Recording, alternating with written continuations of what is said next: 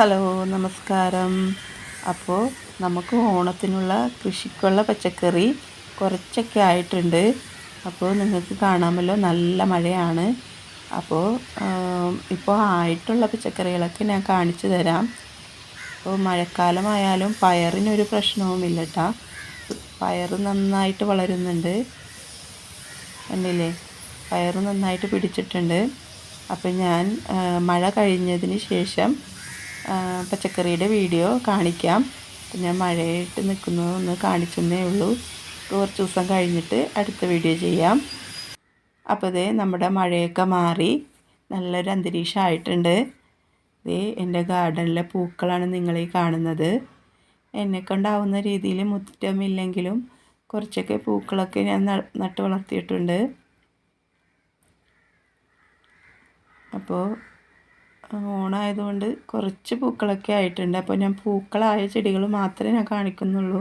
അപ്പോൾ ഇതിൽ നിന്നൊക്കെ മക്കൾ സ്കൂളിലോട്ടൊക്കെ കുറേയൊക്കെ പൂക്കൾ കൊണ്ടുപോയി. എന്നാലും ബാക്കിയാണ് ഞാൻ ഈ കാണിക്കുന്നത്. ഇത് പുതിയ തൈകളാണ്. ഇതിലൊന്നും മൊട്ട് വന്നിട്ടില്ല. പഴയ ചെണ്ടുമല്ലിയാണ് ഈ കാണുന്നതൊക്കെ, കണ്ടില്ലേ? അപ്പോൾ നമ്മുടെ പയറൊക്കെ നന്നായിട്ട് ആയിട്ടുണ്ട്, കുറേ ആയി വരുന്നുണ്ട്. കണ്ടില്ലേ? ഇത് വയലറ്റ് പയറാണ്. വയലറ്റ് പയർ, ഇത് കുറ്റിപ്പച്ചപ്പയറാണ്. പയർ നന്നായിട്ട് പിടിച്ചിട്ടുണ്ട്. ഇത് മറ്റേ വയലറ്റ് നീളം പയർ, ആ വയലറ്റ് പയറിൻ്റെ നീളം കണ്ടോ? പിന്നെ ഇത് നമ്മുടെ കുറ്റിയമരയാണ്. കുറ്റിയമരയും അത്യാവശ്യം കായ പിടിച്ചിട്ടുണ്ട്. നല്ല വലിയ വലിയ കായകളാണ് കേട്ടോ.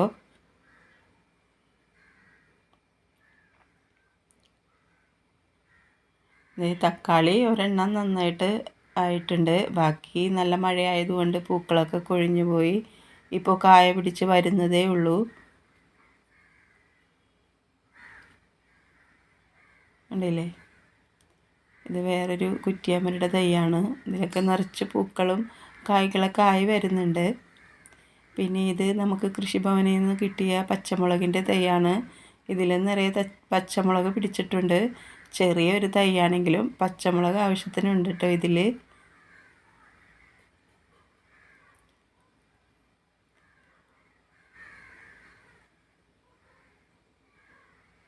ഉണ്ടല്ലേ?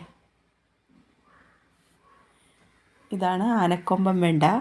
ഞാൻ ആദ്യമായിട്ട് കൃഷി ചെയ്യുന്നതാണ്, പക്ഷെ നന്നായിട്ട് വന്നിട്ടുണ്ട്. ഇതൊരു 4 ഉണ്ടെങ്കിൽ തന്നെ നമുക്ക് ഒരു തോരനുള്ള കറിയാകും. ഏകദേശം ആനക്കൊമ്പ് പോലെ തന്നെ ഇരിപ്പുണ്ടല്ലേ?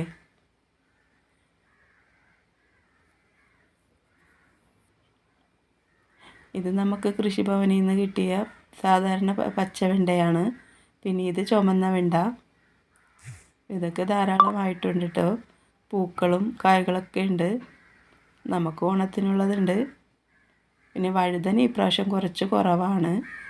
മഴയായതുകൊണ്ട് പൂക്കളൊക്കെ കൊഴിഞ്ഞു പോയി.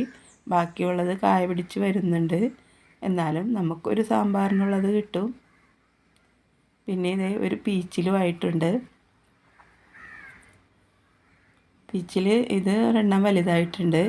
പിന്നെ ഒരെണ്ണമായി വരുന്നേ ഉള്ളൂ, കണ്ടില്ലേ? എന്നാലും ഒരെണ്ണം കിട്ടും. പിന്നെ കുറച്ച് പാവലും കൂടിയിട്ട്, പാവലല്ല കോവലാണ് കേട്ടോ ഇത്, സോറി. പിന്നെ ഇത് തനിയെ മുളച്ച് വന്ന ഒരു ചെടിയാണ്. ഇത് കുക്കുംബറാണോ ഷമാമാണോ ഒന്നും അറിയില്ല. എന്നാലും അതും ധാരാളം ഉണ്ടായി കിടപ്പുണ്ട്.